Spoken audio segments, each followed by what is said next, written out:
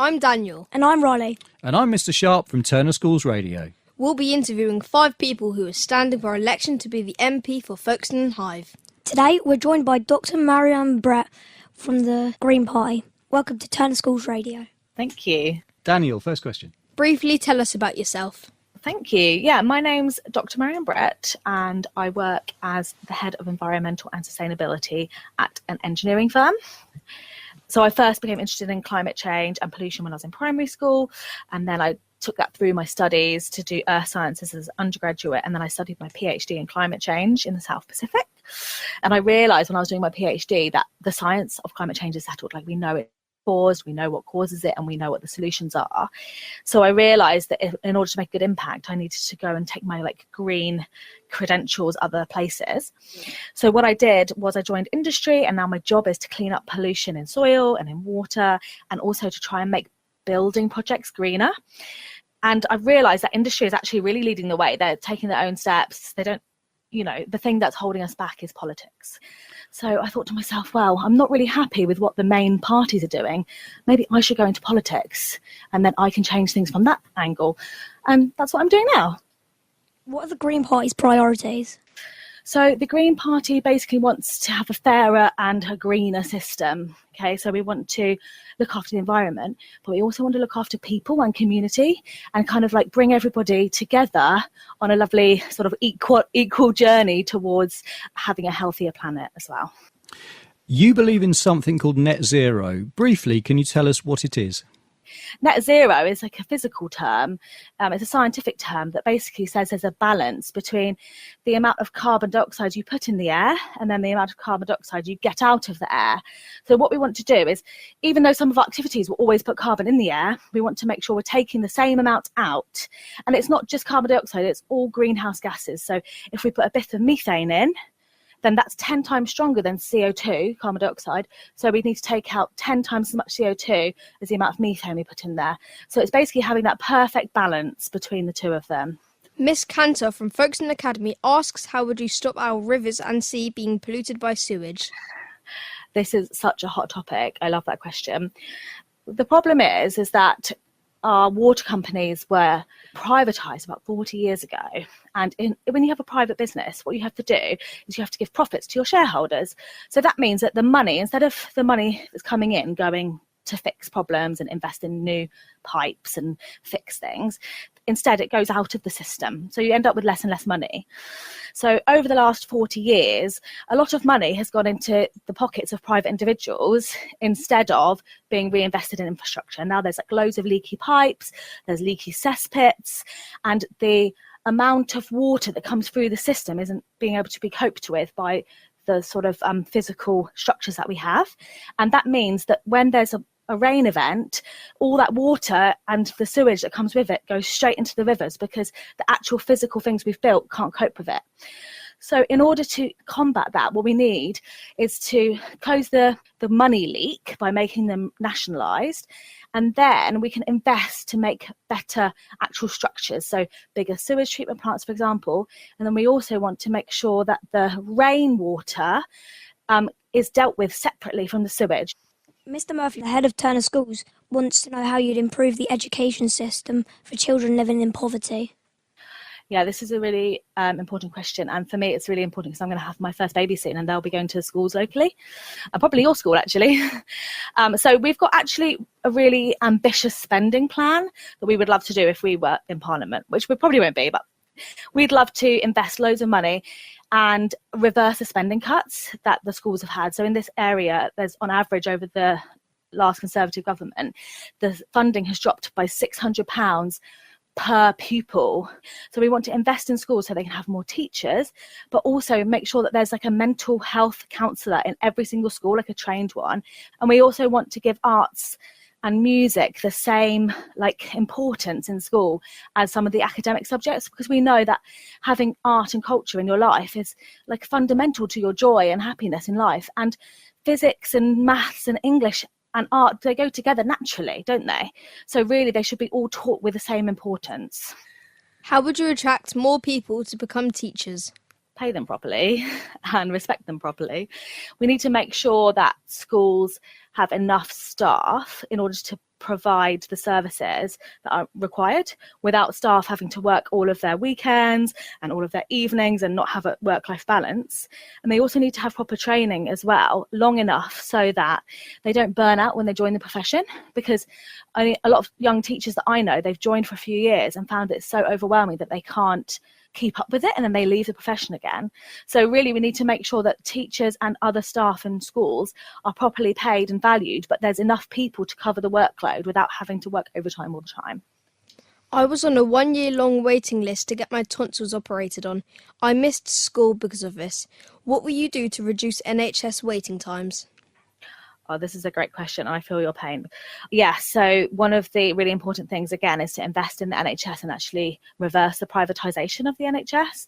Because, again, what we talked about with the water companies is when you have like a private enterprise involved in a public service, money kind of leaves the system and you kind of need the money to go around the same system over and over again. So in order to cut NHS waiting times, we need to kind of bring back the services that are in the private sector back into the public sector. And then we need to, again, make sure people are paid properly.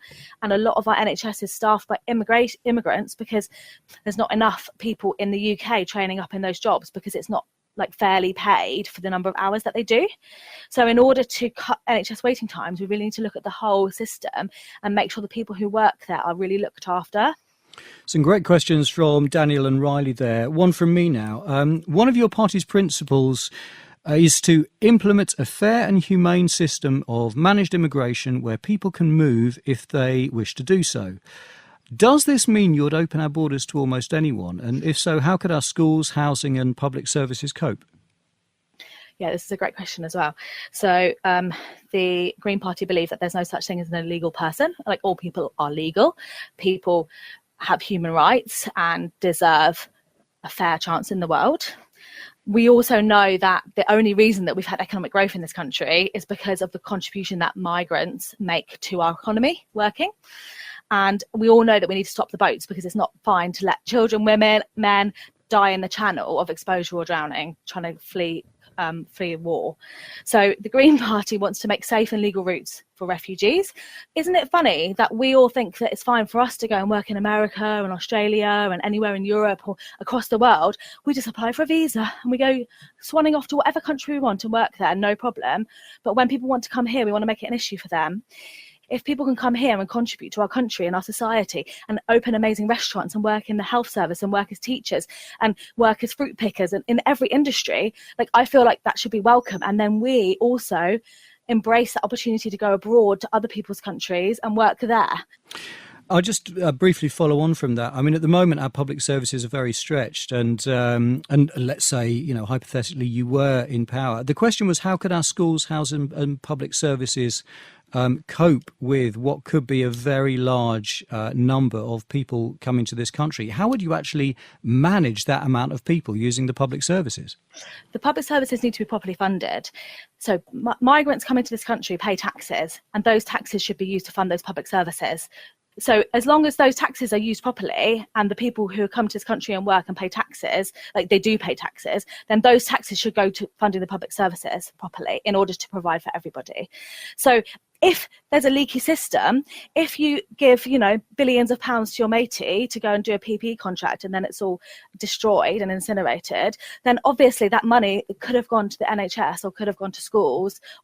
Additionally, when you have the refugees who are sitting for years in publicly funded accommodation, not able to work and not able to pay taxes, that's a drain on the public purse. If you help them into work as soon as you can and process applications as soon as you can, they'll be paying taxes, and then those taxes can go to fund the schools properly. We've seen from the Institute of Fiscal Studies that migrants actually contribute to growing the economy. They don't take away from the economy, they grow the economy. How you sort out the cost of living crisis, in particular rent and energy bills? So some of it's like geopolitical, right? Because obviously there's like wars going on with Ukraine and Russia, but also in terms of climate change, you know, when you have like really unpredictable weather, it's really difficult to decide how you're going to grow your crops, what you're going to grow. Maybe you have crop failures. We've seen a lot of crop failures in East Anglia over the last few years because of either flooding or drought. So what the Green Party want to do is invest in green energy, so intermittent energy sources like solar panels, home insulation, and wind farms. Now, if we insulate everybody's homes, they'll save money, and then there'll be more energy to go around. In terms of the kind of food issue, food's obviously been really expensive recently. I've definitely noticed it myself, and so is fuel. But as we move towards a more green economy, and if we can tackle climate change, then that will help our farmers to do better, and it'll also help bring down those other costs. So, for example, if we all move towards a system where the public transport is easily accessible and reasonably priced, then that will help people with their daily costs of commuting, getting to school, or wherever they need to go. So the Green Party wants to tackle it by essentially building a sort of greener way of life that will help everybody to save money and also help producers to do things in a way that's not wasteful. Talking about greener way of life, we need more houses built. Is building houses on green land like Otterpool near Folkestone something you support or oppose? Well, I'm an environmental scientist, and my job is to build things on brownfield sites. Okay, so a brownfield site is any site where there's been a previous development. So technically, Otterpool, where it's on the racecourse, is brownfield because it's previously been developed. We should always try and prioritise on brownfield sites where we can, because we want to preserve our beautiful green space and biodiversity and nature. Interesting thing about Otterpool is the last local council, which was a Conservative council, gave planning permission for Otterpool. Once you have planning permission, it's nearly impossible to stop it unless you have a judicial review. So the council at the moment have a choice. The previous administration spent £60 million on buying the land. So the council need to get that money back somehow. So they could sell the land again, but then if they did, a developer could just do whatever on it because it's already got planning permission. Whereas if the council keep the control of it, they can deliver a really beautiful green development with cycle routes and solar panels and green space and all this stuff, net zero homes, good quality for people. So at the moment, it's practical for the council to go ahead with Otterpool because that will be the best outcome for everybody. Otherwise, it will just be built whatever. My mum hates potholes in the roads. How would you improve this? What's happened is the county council are responsible for potholes, for road repairs. But they've been chronically underfunded. So they're basically, every year they get less and less money from the government, but the government gives them more and more duties to do that they have to deliver. The solution is to fund the county councils properly. You have to give them enough money to do the things that you want them to do. Again, the Green Party want to put taxes up on the multi-millionaires and billionaires, and then use that money to do things like fix the NHS, fix the potholes, etc. Question from me now. Now, with the students over the past few days, I've been talking to them about tax and spend, basically. How government gets money and then spends it, and how it's got to be balanced. Now, you want to improve public services massively, and you'd need to raise billions of pounds to do so. The Institute of Fiscal Studies has said recently that your Green Party proposed tax increases are unlikely to provide what's needed. Now, if you personally had a choice between taxing people even more than you propose already so you could achieve what the Green Party aims, or taxing people less and maybe reducing the party's aims a bit, what would you do? My personal opinion is that I would be happy to pay more tax because the benefit that I get back from public services is more than I'd be able to pay privately. So obviously I know that the Institute of Fiscal Studies hated all the manifestos. The Green Party is the only one who actually says that we will tax people more. Everybody else just says they're going to deliver stuff and they have no funding for it. At least we're actually going to raise, show where we're going to raise taxes.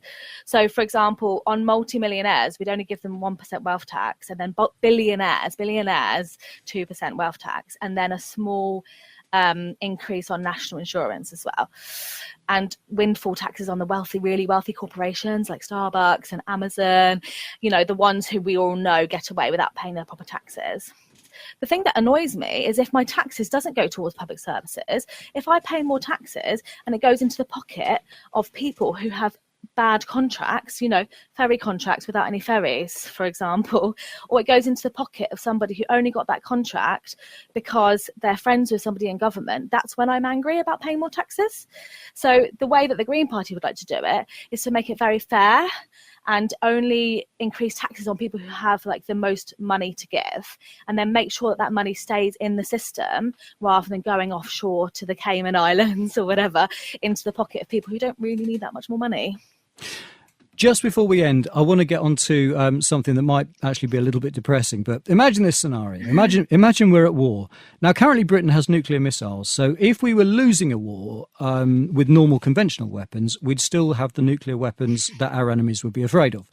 If we didn't have them, any enemy of ours would be less afraid of us. And an enemy with nuclear weapons could just wipe us out without the same thing happening to them. There you go. 5 lines explaining, hopefully, what a nuclear deterrent is. But how can you justify getting rid, because you want to get rid of our last form of defence, how can you justify getting rid of our nuclear weapons? It's not our last form of defence. So firstly, nuclear weapons are ridiculous. Like, the whole concept of them is like, oh, let's all kill each other like really badly and the whole world, so we can't even, so it will last decades and hundreds, even thousands of years in the future, or completely annihilate us. I'm very in favour of scrapping them, and they cost loads of money that could be gone to something else that actually affects us on a day-to-day. Also, we're in NATO, we have allies, and our allies have nuclear weapons, so we have like an agreement with other countries that will defend each other. So America has nuclear weapons and France has nuclear weapons. We don't need to have nuclear weapons. Other people in NATO alliance don't have nuclear weapons. Why should we have nuclear weapons when our ally has nuclear weapons? I mean, I think everybody should get rid of them because it's ridiculous to have them. It's like a knife crime, right? I wouldn't go and give my child a knife and be like, just in case, have a knife. No, we always take knives away from people. We say, don't carry a knife. That's not a safe thing to do. You're more likely to get in trouble if you're holding a knife. It's the same with nuclear weapons. Like, having the nuclear weapons does not make us safer. It makes us all in more danger. So really, we should all get rid of our nukes. And it doesn't need to be like, oh, I'll only get rid of my nuke if you get rid of your nuke. That's silly. What if we applied that to knives? It doesn't work. We need to take the first stand and say, no, we don't want to have nukes. We don't want to destroy the world for our children. No, we'll get rid of it and spend the money on something better. Finally, something happier. What has your party done to help the local area? Great question. So the Green Party have done loads to help the local area. So, as you know, at the moment we're the largest party on the local council and also the Hythe Town Council. So I know that at the moment the Green Party have saved Princess Parade from development through doing a judicial review with the help of some community groups. We've saved the Romney Mast Visitor Centre from closing down. We've found some money for the youth services. We've started the youth forum at Brock Hill Park. New free bus service that's going around in the summer around Folkestone in order to get people to and from the station to the harbour. They're redoing the skate park in Hythe as well, with input from the local people who use the skate park, especially children and young people, in order to basically make it a really cool, awesome place to hang out. Yeah, loads of stuff. The Green Party says and loads of stuff. We're also Jim Martin, who's the head of Folkestone Hythe District Council, he's the leader. He's been working really hard to try and get Southern Water to stop putting their sewage in the sea. So yeah, they've been working really hard. The only thing, for me personally, I often go and join the Cheriton litter pick that the Green Party councillors do with the Nepalese Community Centre around Cheriton to pick up the litter. And I've also been helping Sunflower House to tackle their Japanese knotweed problem. Dr. Marianne Brett, thank you very much. Thank you so much.